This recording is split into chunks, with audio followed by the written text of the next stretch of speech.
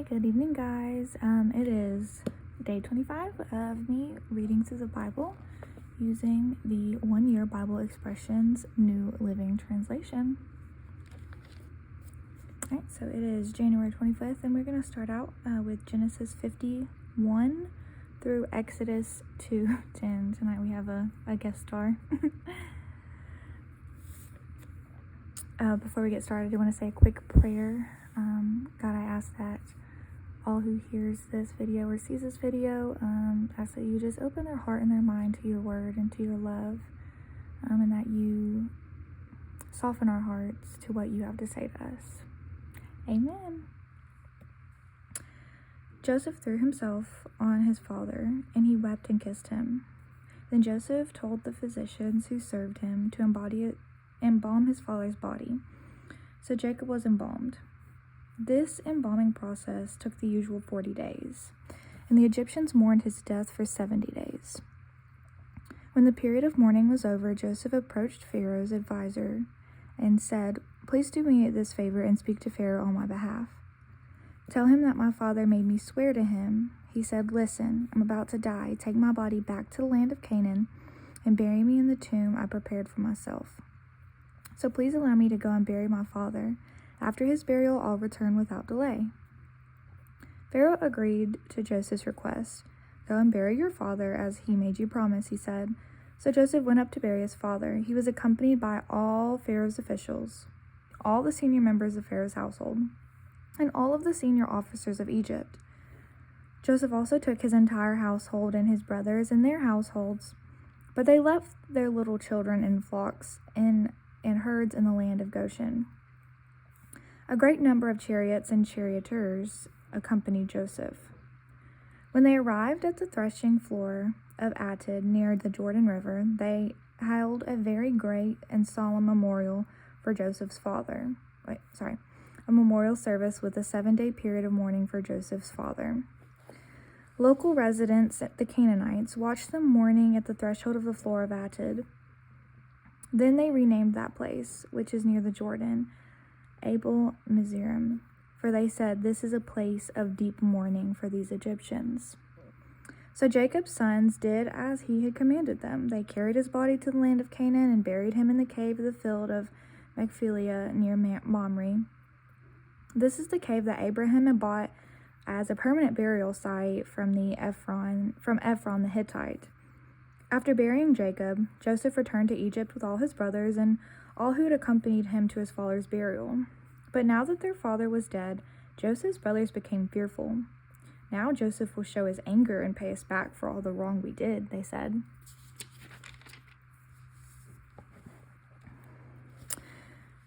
So they sent this message to Joseph.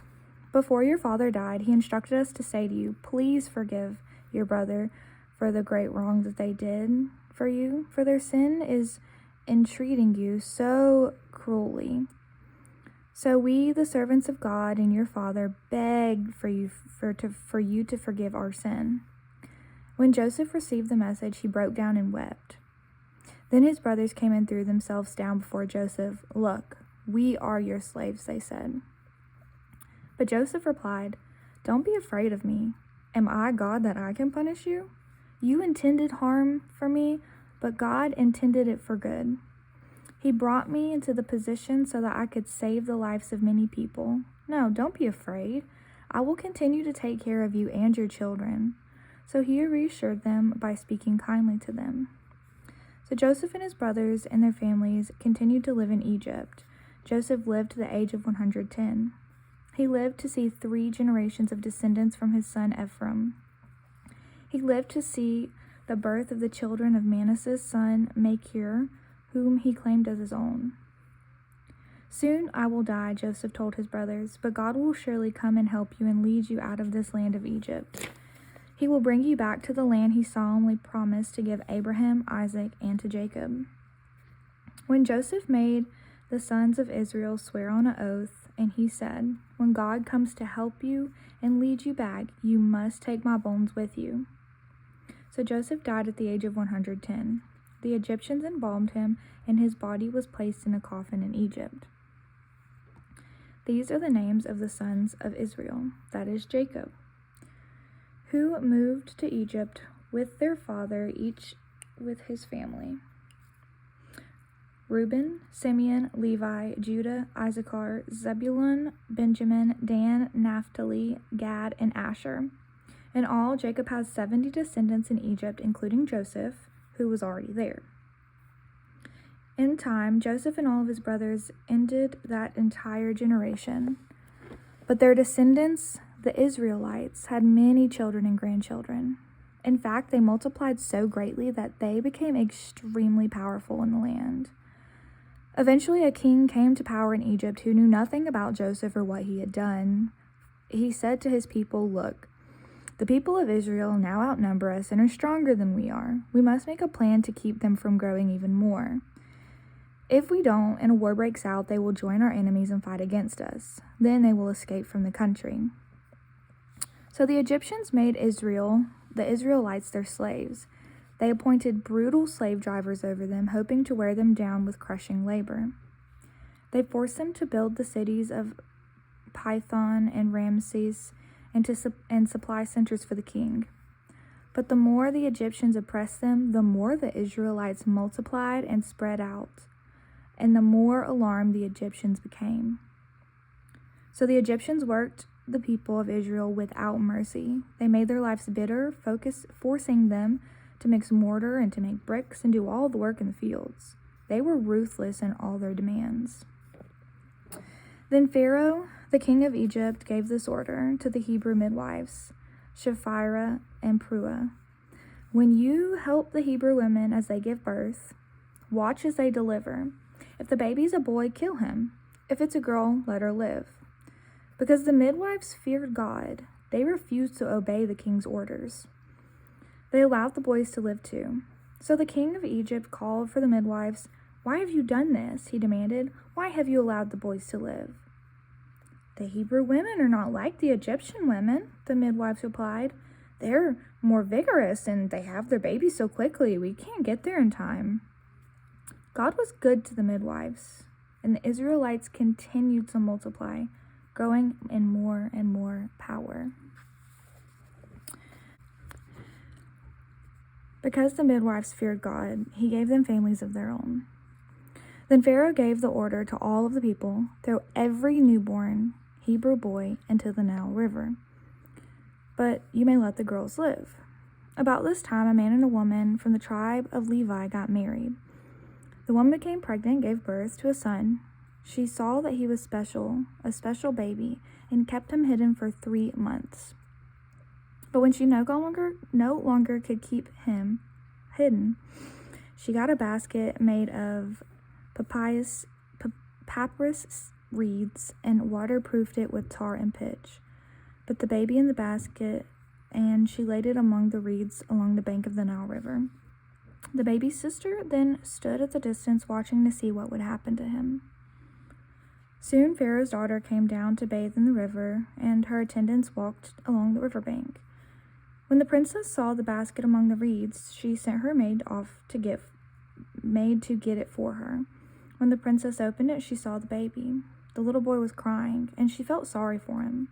"This must be one of the Hebrew children," she said. Then the baby's sister approached the princess. "Should I go and find one of the Hebrew mothers to nurse the baby for you?" she asked. "Yes, do," the princess replied. So the girl went and found the baby's mother.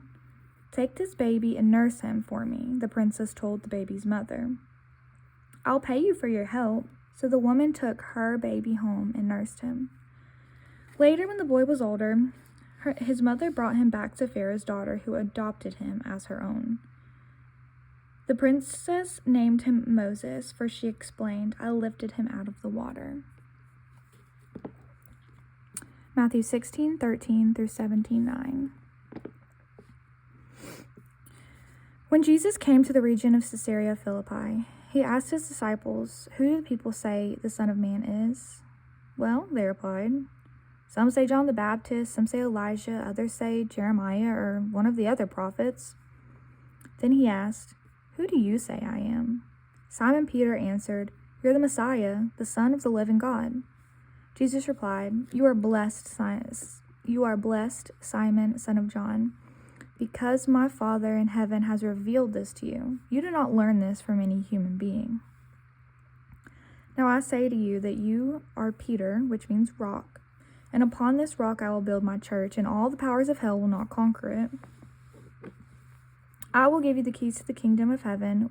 Whatever you forbid on earth will be forbidden in heaven, and whatever you permit on earth will be permitted in heaven. Then he sternly warned the disciples not to tell anyone that he was the Messiah. From then on, Jesus began to tell his disciples plainly that it was necessary for him to go to Jerusalem and that he would suffer many terrible things at the hands of the elders and the leading priests and the teachers of the religious law. He would be killed, but on the third day, he would be raised from the dead. But Peter took him aside and began to reprimand him for saying such things. "Heaven forbid, Lord," he said, "this will never happen to you." Jesus turned to Peter and said, "Get away from me, Satan. You are a dangerous trap to me. You are seeing things merely from a human point of view, not from God's." Then Jesus said to his disciples, "If any of you wants to be my follower, you must give up your own way and take up your cross and follow me. If you try to hang on to your life, you will lose it. But if you give up your life for my sake, you will save it. And what do you benefit if you gain the whole world but lose your soul? Is there anything more than your soul? For the Son of Man will come with his angels and the glory of his Father, and he will judge all of the people according to their deeds. And I tell you the truth, some standing here right now will not die before they see the Son of Man coming in his kingdom." 6 days later, Jesus took Peter and the two brothers, James and John, and led them up to a high mountain to be alone.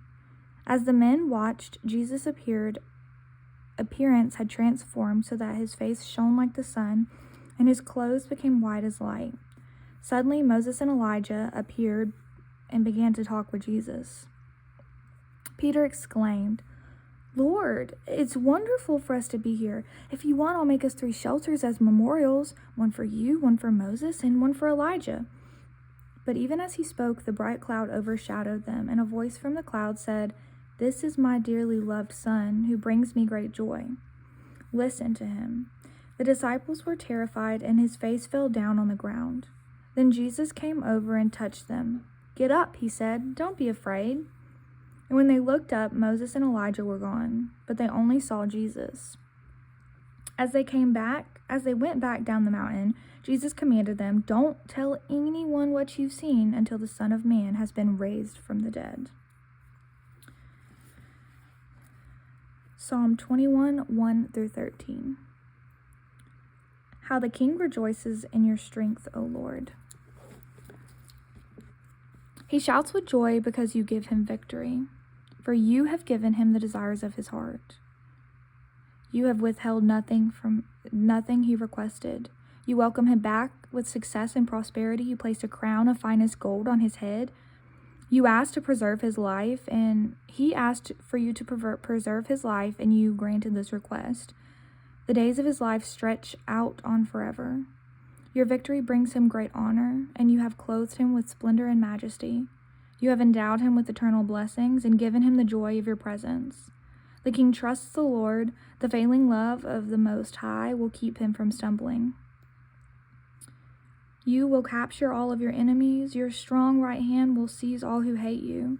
You will throw them into a flaming furnace. When you appear, the Lord will consume them with anger. Fire will devour them. You will wipe their children from the face of the earth. They will never have descendants, although they plot against you. Their evil schemes will never succeed. For they will turn and run. And when you see the arrows aimed at them, rise up, O Lord, in your power. With music and singing, we celebrate your mighty acts. Proverbs 5, 1-6. My son, pay attention to wisdom. Listen carefully in my wise counsel. Then you will show discernment, and your lips will express what you've learned. For the lips of an immortal woman are as sweet as honey, and her mouth is smoother than oil. But in the end she is bitter as poison, and as dangerous as a double-edged sword. Her feet will go down to death, and her steps will go straight to the grave. For she cares nothing about the path of life. She staggers down to a crooked trail and doesn't realize it.